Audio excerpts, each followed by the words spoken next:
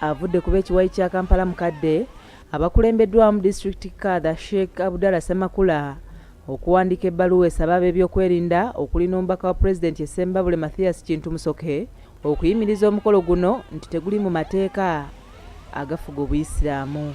Sheikh Abdallah ategeezezza nti akakiiko akalondeddwa tekali mu mateeka nga kyekyamuwalirizza okubiyingizaamu ab'ebyokwerinda.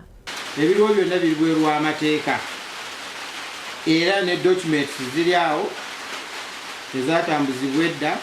Kino kitabudde ababadde balindiridde Supreme Mufti okubadde n'omwogezi w'obusiraamu mu disitulikiti y'e Ssembabule Beka Byayi ng'ono agamba nti waliwo abantu abenoonyeza ebyabwe abaagala okutabangula abasiraamu mu kitundu kino.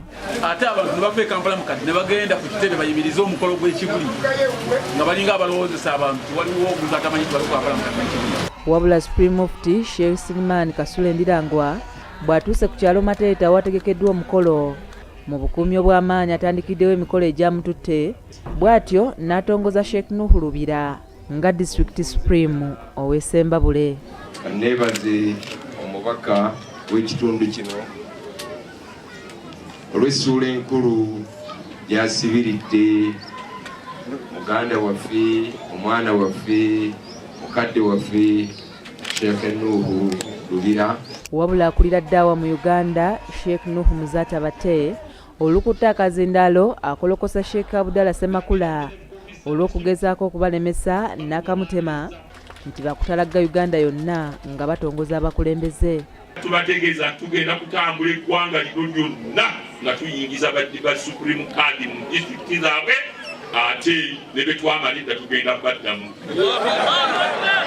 Omukolo guno gwetabiddwako n'omubaka akiikirira Mawogola mu Paalamenti Joseph Ssekabito ng'ono asabye abantu okwewala enjawukana wabula bongere okukola so ng'era asabye disitulikiti Kaada omujja okuba omwerufu ng'atandise obuweereza bwe. Supreme Mufti Sheikh Siliman Kasule Ndirangwa abasabye okukola ennyo ssaako n'okukuuma emmaali y'obusiraamu mu kitundu kino. Nga bwe kiri nti Ssembabule waliyo okulunda, waliyo okulima, kyansi eyo mugikozese mukole emirimu egivaamu ensimbi. Temunyooma kulima, temunyooma kukola, temunyooma kulunda. Supreme Mufti era asabye abasiraamu mu kitundu kino okufaayo okusomesa abaana baabwe basobole okubeera ab'omugaso mu ggwanga. Wahida Nampima Lubwama ne Robert Nsubuga, BBS Telefayina, agesigika.